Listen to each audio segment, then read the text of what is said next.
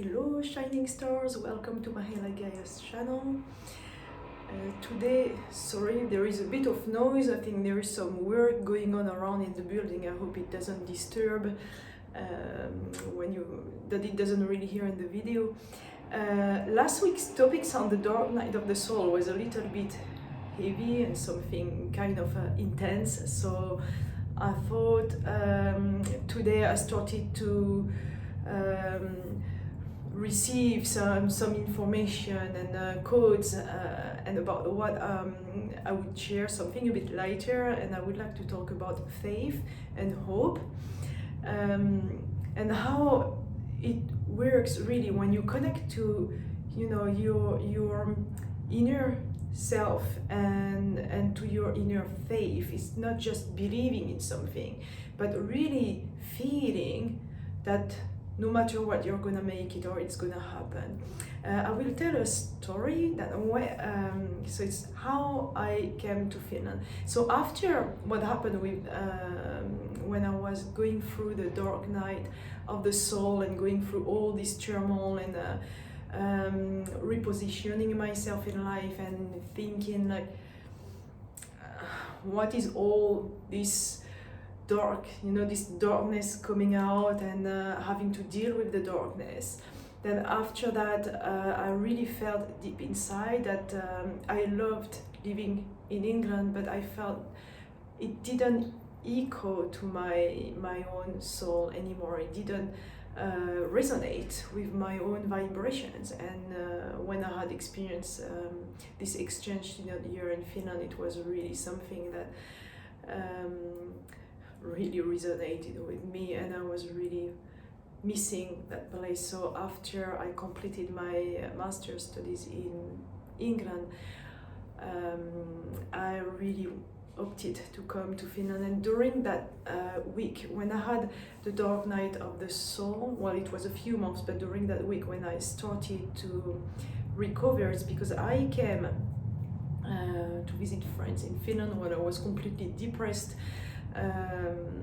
And I remember actually during those times of depression, that dark night of the soul, that I would look at myself in the mirror and I couldn't recognize myself. The sparkle of life was completely gone, like extinguished from my eyes.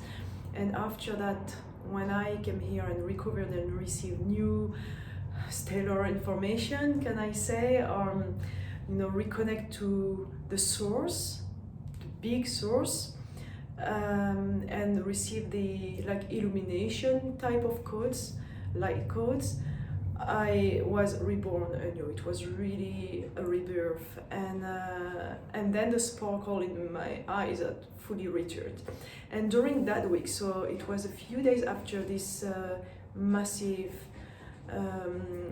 encoding or light encoding that I received, that I met professor at university. I was still a student, master student at that time, and I was thinking, I would like to, I wasn't sure what to do with my life, to be honest. I knew what I wanted, what I didn't want, but at the same time I was like, how do I reach, all these things? I feel I'm a spiritual being more and more, but what can I do with it? What do you do with this knowledge, and what do you do with that? And how concretely you make your living, earn a living with that. Then I met one professor. I had the idea that I should maybe continue on to a PhD. I was working on analyzing the transition of young people to adulthood, and my idea was like, how can I help young people, a maximum of young people? Many are lost in society. What can we do to make the transition easier or guide this youth and help them to go through this period of life?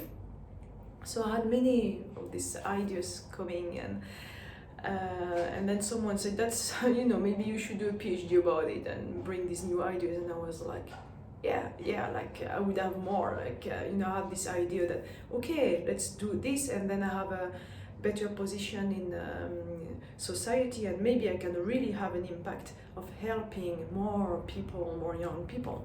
Well, at that time I still believed, I was 23, something like this. I really believed in making a huge difference in the world, but I didn't know how. So I really believed in the academic world, in the, like knowledge is power concept. And I was thinking, okay, yeah, if I can do that and reach a certain position, that's how maybe I can make a change, bring new ideas that will lead to a change in paradigm on some domain or some areas of society. I didn't know at that time, it doesn't really work that way, but that was the idea at that time when I was still like a very young adult. And I met a professor at University of Tampere, where I now live, and she said, why don't you come here to do this PhD? It's a wonderful idea, what you have amazing ideas. There are many people researching youth here in Finland, and you would be really welcomed here. And I was like, whoa, well, now I got my answer, like that would be like, because I was thinking, how can I move here? It's really difficult to move to another country if you don't even have like a plan or anything, and you don't even know the language. So I was unsure, and then this opportunity came. Then I completed my master's. I came and I had to write a research proposal. I was accepted to do the PhD in Finland, and everything, it took a while, several months, like before the administration, everything could be organized. Then March 2005, I moved to Finland. I was so full of hope. I was like, that's it, new life, new beginning, new everything, like life smiling to me, like nothing could have broken this hope I had, and this faith. I was like, that's the plan. I mean, they couldn't be like, I had all the answers. I thought, I was like thinking, well, if I was accepted here and everything is rolling out, then it means it's the destiny, it's the destination, and the place where I'm supposed to go and move in. And I didn't have much money when I came to Finland, so I packed some stuff that I had sent from England. I had 4 big boxes and 4 or 5 cardboard from France that we sent also from post. So I had about like a few stuff here, 600 euros, and a suitcase and a massive amount of hope. And that's it. And I was like, yeah, well, I'm gonna make it, it's gonna happen. Then I arrived here. I start to meet, actually on the first day I'm there, I start to meet really like key people at university. I'm really thanking them to this day, because they really guided me through all my path at university and at the beginning when I arrived. And but then I also met the other type of people, like the more little bit darker side. Some people who say like, so you arrive like this, like many people, many people have this big dream, they move to another country and they make it, but it doesn't happen that way. It's just an illusion, it's an idea, you're a dreamer like all the other dreamers. And they say, what's your plan B? So, well, I don't have a plan B. It's Finland. Plan A is going to Finland, moving here, and plan B is moving to Finland, living here. So I said, there is no plan B. I didn't even think about it. I didn't even consider that there could be a plan B. So, and they said, do you speak Finnish? I'm going to go to class for that. I will learn the language. Yeah, I had studied a little bit on my own, but yeah, I really wanted to learn the language. And they said, do you have a job here? I was like, well, I arrived last week. Not really, I don't have connections yet. And I said, so I hope you have savings. Well, I have 600 euros, just enough to pay for the rent, And they were like, so which project are you part of at uni? I said, I don't have any, I'm just accepted for the PhD, I'm gonna do the PhD. And they say, you don't have any grants, funding, nothing? I said, I never heard about those things, I don't know how the system works.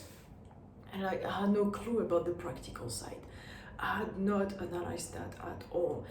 And then that man was like, well, maybe you can, in 2 months you're back home. And you can't make it. He said, like, don't you realize how hard it is here? There is this and this and this, and nothing is planned out, and you believe you can make it, but that's just a big dream. And then that evening, I remember I was like, wow, why not? That's not possible. It's not gonna happen. And I was thinking also like, hey, it can't be. But what if he's right? There was this big doubt. And then I had a few friends here, like from my university years in Erasmus, and they were like, very Finnish way of handling things. Why don't you go for a walk on the lake? The lake was still frozen. Go for a walk on the frozen lake and just, think. I was okay, that's one way of doing things that we're not used to, like in France or England, we tackle things, but not like through sort of meditative reconnection with nature that will maybe give you some answers. So I did that. I went to the lake, I found some rocks covered with snow, and I started crying, and I was like, wow, what if they are right? What if they are, maybe I'm completely wrong and out of my mind. I just moved here and I didn't plan anything. I just believed. I believed so powerfully and strongly that I thought, yeah, that's it, that's the destiny, but I didn't think about anything else. And then at that moment, I saw a massive, massive shooting star, orange, long. It was lasting like for such a long time in the sky. And I was, oh my God, that's my answer. I'm not alone. I'll never be alone. And I cannot lose hope and faith. I have to keep the faith. I'm really like, they are with me. God is with me. And I was much like recovered after that, strong again. And I was, no, I'm gonna make it. There is no plan B. There is no other alternative for my life. That's where I wanna be and where I feel happy and in harmony, and I wanna be here and I will stay here. And after that, it was that week, I met that key person I mentioned earlier that said like, why don't you could come with us in some project. I started to meet people, be included in some projects. I applied for funding at uni. 2 months later, I got it for a few months. Then I got the money from the projects and an office at university. Everything was starting like to fall like this. And then I started to, I learned the language really fast. I took intensive classes. I was like, okay, I need to learn the language. Instead of studying the PhD the first few months, I was like studying only Finnish language 6-7 hours a day, and then I was like really fluent in the language after that. And then I worked on the PhD, and everything started to unfold. It was really, really wonderful. Like all the PhD years were amazing. I met amazing people. In all over Europe, from all over the world. Everything was just like a beautiful flow. But I had so much hope and faith. I was so sure. It was like, I could feel it in me. It was not like with my mind feeling it. It was really in my guts, in my heart, in my solar plexus. It was really inside. I felt like that's it. Yeah, it was the only way. And this faith, this hope, it's your guide. You feel it's really guiding you. It's really like filling you with so much love and joy and life, and feeling alive, and you feel you're on the right path. So the key is really to believe in your intuition, to believe in you, to believe in this faith that you feel in you, to believe in in those first feelings that you feel that okay, you are like on the right path, you are not alone, like, oh, this is my dream and I'm gonna make it. These dreams you have in you, like, if you really, it might be hard, there will be bumps, obstacles, but it feels like when we really feel the faith and we become the faith, we become the dream, we incarnate the dream, we are the dream, we are this thing that we want to become. That's when, at least in my opinion and according to my experience, that's when things start to unfold, you know, the way it should be. I don't mean to say that things were just moving easy for, you know, all the time when I was like doing my PhD studies, working at university, but mostly the big lines, I was really living the dream and fulfilling that dream, and it came to me. Before, that was just one stage of my life. After that it changed, but for that time being, it worked that way, and I couldn't even comprehend it so well at that time, but it was really about, yeah, you have it in you, you know, it's there, so you are the dream. So based on that, now I will channel quotes for helping you with hope, with faith, with your inner faith and your inner dreams. You know, you are the faith, you are your own faith.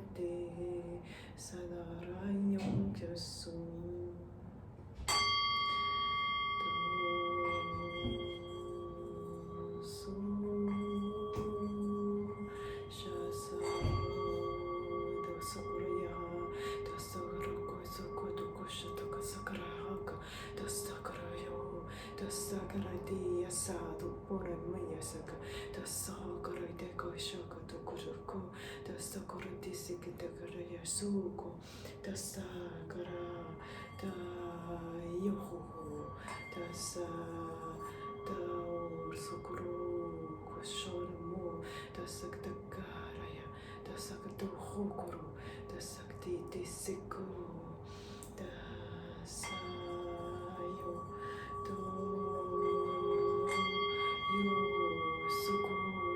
Sakatokara Japaka, the Namora Ya, the Sakatokara Disi, the Noro Yoko, the Kosakataka, the Sakara Yo, the Sisha Korosokto, the Sotokomoria Sekia, the Sajako, Sakta Roko, So Yoko, Sayomo,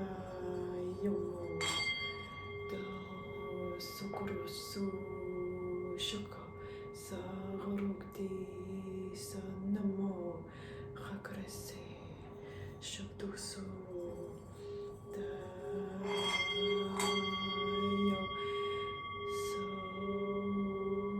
Soyokoreso Kormoyasi Yaktako Tosakaraho Sakadasi Yosho Tosukorosho the Maharite Korho Kakesto Talamoika Katakara Sokorom to Fusa Klorsa Shoromaya Soko Tasadaraya Sinkasangroyo Tarania Unika Tasokorodo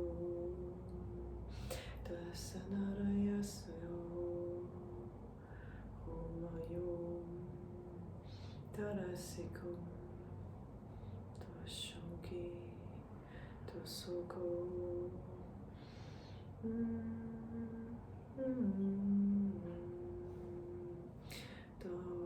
Toruidoko, Tosya Hageya, Taro Sudoko.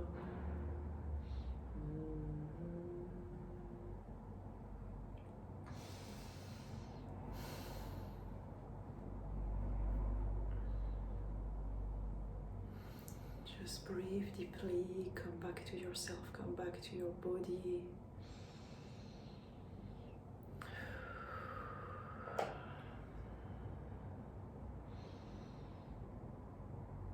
This activation was actually full of sun. It was really cloudy when I started the video, and I'm so glad the sun came out, just in the middle of the video, and for the code activation it's just perfect. I will leave you here for today. Keep on shining brighter, vibrating higher. I love you all.